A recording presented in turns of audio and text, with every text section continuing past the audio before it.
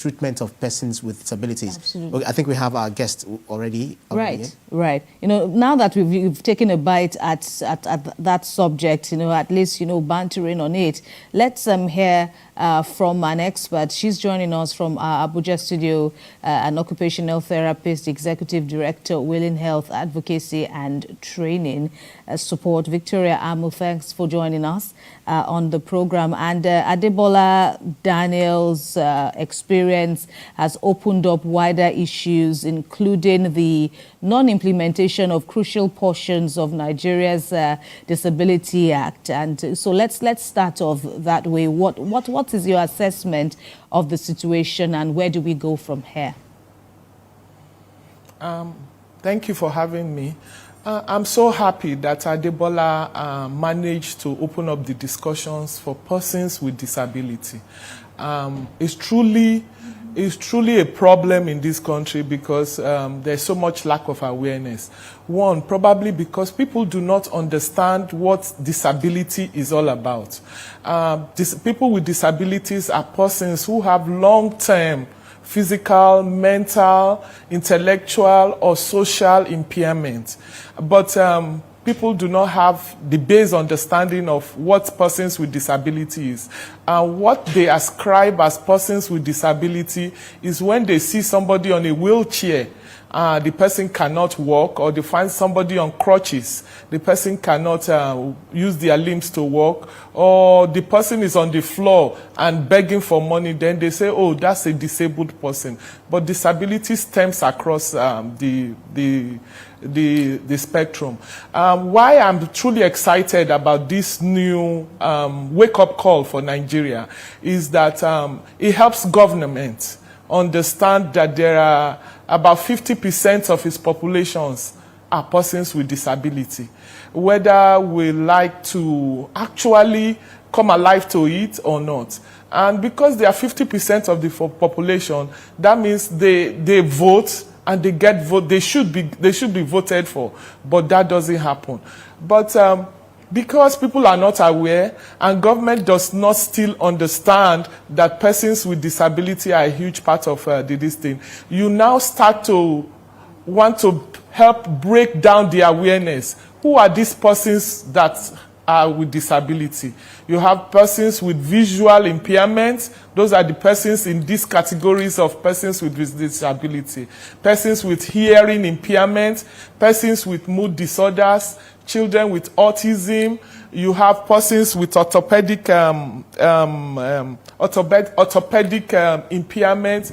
You even have adults who have come down with stroke. And you have some adults who have come down with Parkinson's. Those ones are persons with lifelong disability. And then you have the albinos, those we call albinos. You know, they are the only ones. They are the only voice. Their president is the only voice that is championing the cause of this thing. So I'm happy. This is a fresh, this is a wake-up call for Nigeria. We need to, this is 5 years down the line after the time given for the implementation and overall implementation of accommodation or accessibility for persons with disability, and yet we still have a lack. We have a big lack in it. If you look at what we see. Right, okay, so some are actually appalled, you know, by these latest incidents, just like you are yourself. And the question other people are asking is, why exactly should something like this happen at, you know, such facility which is owned by an international organization, where we believe that where it emanated from, they understand, you know, the rights of persons living with disabilities. Do you feel that these companies are not probably doing enough? If they know themselves, if the authorities know themselves, what about the employees? How much awareness do they have? And this, you know, it brings up the question which I'm asking you: how much awareness do you think people have? Talk about employees of, you know, different, you know, public or public facilities. How do you think they are aware, or how much awareness do you think they possess in order to deal with persons with disabilities? 0%. It's still at the what, germination or embryo stage, the awareness. Because if you walk around today, when somebody with disability passes anybody in Nigeria, whether the elites, the affluent, the professor, the student, what the average Nigerian person does is stare. Do you understand? That's what the average Nigerian person does. And then after staring, the next thing they will do is, oh, sorry, how are you? Sorry, oh, you can't walk, sorry. But that's not the kind of awareness that a country like Nigeria should be in. Everybody in Nigeria should be aware of what a person with disability, what disability is all about. It is not about feeling sorry for the person. It is about empathy. It is about enabling them to function as human. And that's what persons with disability are talking about, that they do not have, there's discrimination. They are not able to function in society like the normal persons in society. You find that persons with disabilities, they are clamoring for inclusion, which means that if I go to this secondary school, I must have 3 or 4 persons with disability in my class. We don't have that. So these persons at KFC, what actually transpired is their lack of awareness of what persons with in developed countries, you find that people are aware. Like, I'm an occupational therapist. In my last class as an occupational therapist, we were all mandated. There is a class where we were all mandated to sit on a wheelchair for 1 day. And sitting on that wheelchair for 1 day, that is when we came into class in the morning, we dropped our books. You want to go to the bathroom, you sit on the wheelchair, you take the wheelchair to the bathroom. You want to go to the elevator, you want to go downstairs, you want to go outside, because the schools are built in 2-story, 3-story buildings. You take the wheelchair, you roll your wheelchair to the... What did that do to us as students? What did that do to us as therapists? It helped us know that beyond sympathizing, which is not what the average person with disability truly needs. You have to empathize with them. Putting us on a wheelchair helped us to really understand what these people go through every day. And that's where employers or business owners who are supposed to accommodate persons with disability, their staffs are not trained to the level where they truly understand. Okay, this young man, the former governor's son, that came out and spoke about his experience, that is 1 in 100. I can tell you, do you know how many mothers carry children with disability and walk into restaurants and want to feed their child, and the restaurant manager will come and say, Madam, you need to take out this child. We don't accept people like this there. There's so many of them.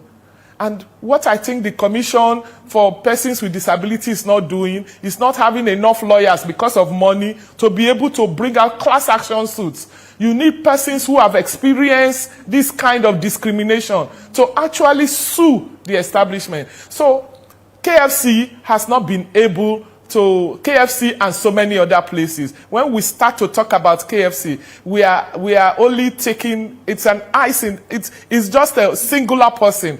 But can you tell me, can anybody at home even tell me, persons with disability, are they able to go into the bus and take the bus from one place to the other? Okay, I live in Benin City. I live on Airport Road. I want to go to Ring Road. If I have disability, can I leave my house, roll out my wheelchair, and wait for the bus and actually be able to get the bus? Or the bus drivers will be passing me. They would not want to talk to me. So when we're talking about KFC, we need to talk about the institutions that are already in existence. Can somebody with wheelchair or persons living with disability, can they go to the markets that we have today? Can they roll their chair and get to the market and say, I want to buy pepper, I want to buy rice? It's not possible. Can persons with disability, can they go into the malls that we have today? Can they roll their wheelchair? Do the malls we have today, that sometimes they are 5-story buildings, when I'm passing those malls, I'll just be looking. These malls are not friendly. Do they have elevators that they can go? Okay, recreation. I was passing by Abuja Airport Road. There's a big recreation place before the towers, and I'm looking at it. And the first thing that came onto my mind is this a recreation place? Does it accommodate persons with disability? Can a mother with a child with disability roll their child there or take their child there and say, oh, let my child enjoy things that normal children, good, functional children enjoy? Does that happen? It doesn't happen. So when we look at KFC, we should look at all other establishments, because the goal is not just for KFC to correct itself. The goal is for the implementation of the accommodation for persons with disability to be functional in Nigeria, so that you see, in Benin City, I always speak with examples. I'll let you speak when I give this example. I always speak with example because I'm an occupational therapist, and yes.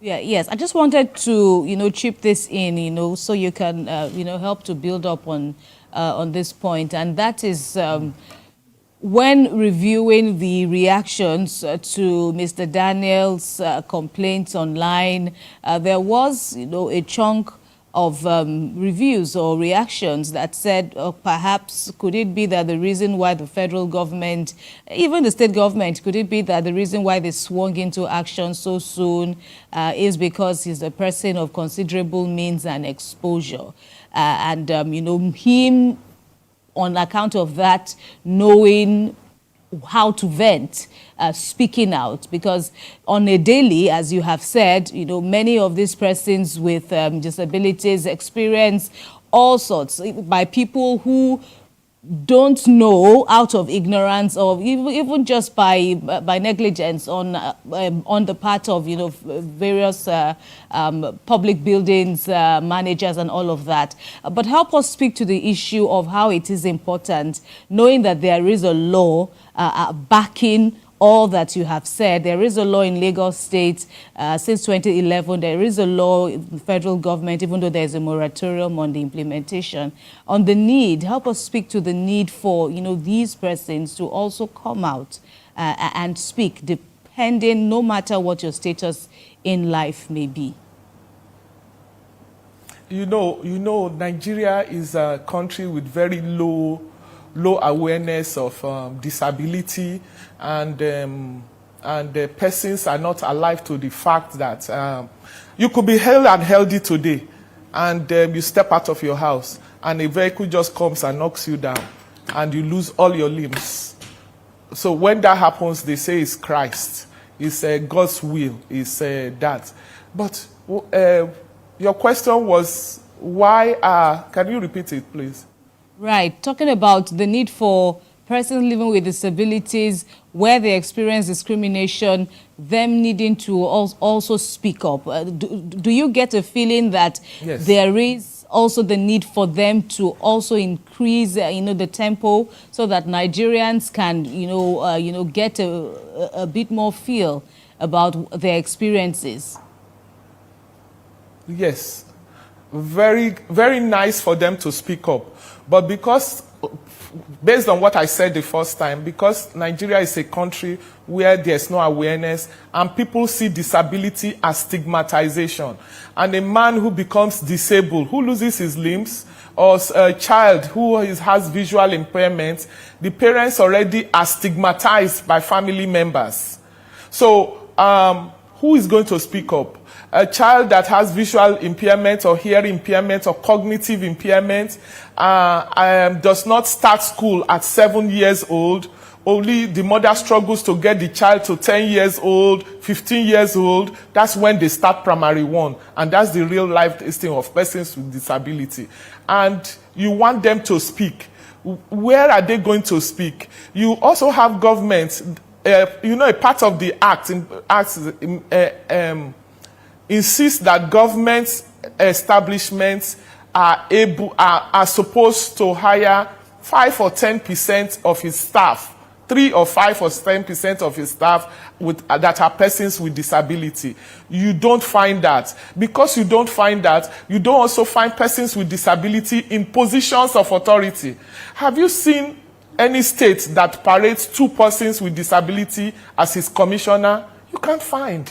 Have you seen any state that parades his secretary to government as person with disability? You can't find. So disability is seen as a stigmatization. Even glasses. Have you seen people who have gone blind because putting on glasses to them is discriminatory? People will tell them, oh, you are blind, I can't talk to you, you don't see, I see. Even wheelchair, you find people who are 70 years old who should, when they are booking their ticket, ask for wheelchair so that they will be able to go from point A to point B. You will not find them ask for wheelchair, because if they are on wheelchair, people are staring at them and they don't want anybody to stare at them. So you don't have voices, because even persons in authority who have disability, because of the stigmatization, living with the stigmatization, you see, if I come out and I'm a person with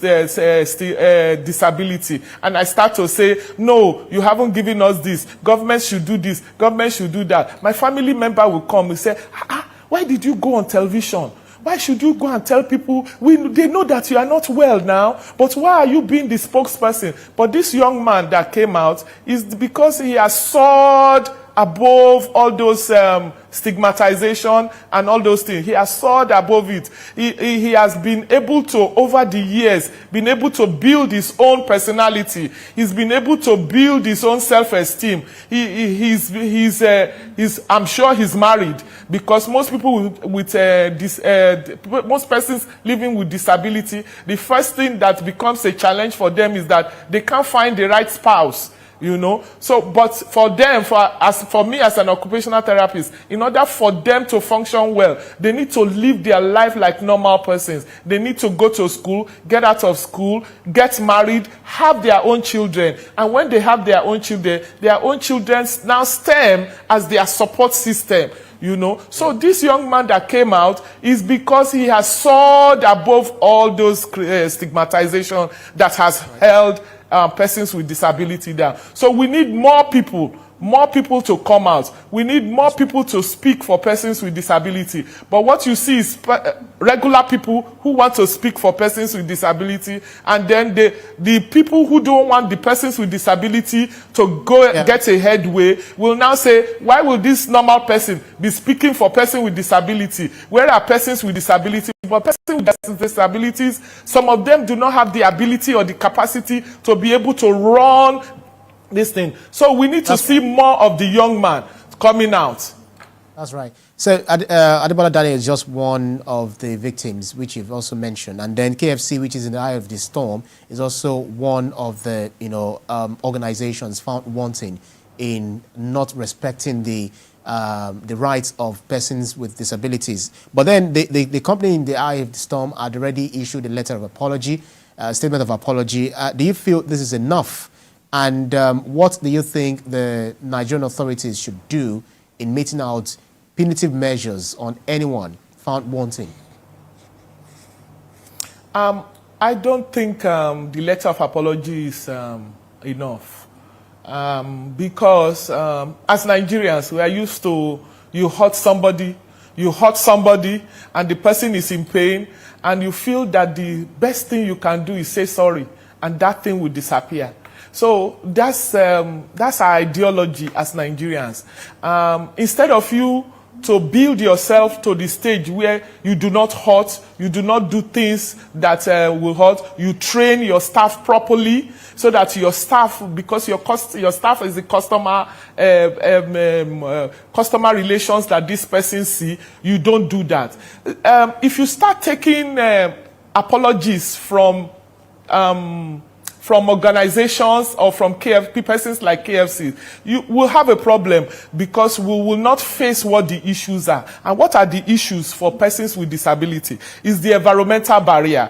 You have the attitudinal barrier. Do we have enough training? Are we going to mandate KFC to go and retrain all its staff about how perceive persons with disability, how to be able to service them and have them as normal, include them in the services? Are you going to start doing that? Is this just going to take the letter, or you are going to put you're going to put things in places where they need to go do step 1, step 2 in order to arrive finally at the listing? Because you need to change the attitudinal barriers. You need to get those staff to be able to know that persons with disabilities are not persons that they should not allow into their premises. What enforcement is government putting in place to stop this kind of thing? You know, what enforcement? There's no enforcement. So if KFC says I'm sorry today, tomorrow another establishment will do the same thing and then say I'm sorry. So when they keep saying I'm sorry, when are we going to rectify all of these things? So I think, like you have in developed countries, the commission, which is the National Commission for Persons Living with Disability, I think the federal government needs to increase funding to that commission to enable the commission do what they are supposed to do. By the time they start having a class action suit against persons, against people who violate the act, then that would be better. All right, Victoria Amo, thank you very much. That will be a fine place to leave this conversation for now. We thank you very much for sharing your thoughts as an occupational therapist and the executive director of the Willing Health Advocacy and Training Support Group. Thanks a lot again, Victoria Amo, for your time with us on TVC Breakfast. And that's the program. Thank you very much for having me.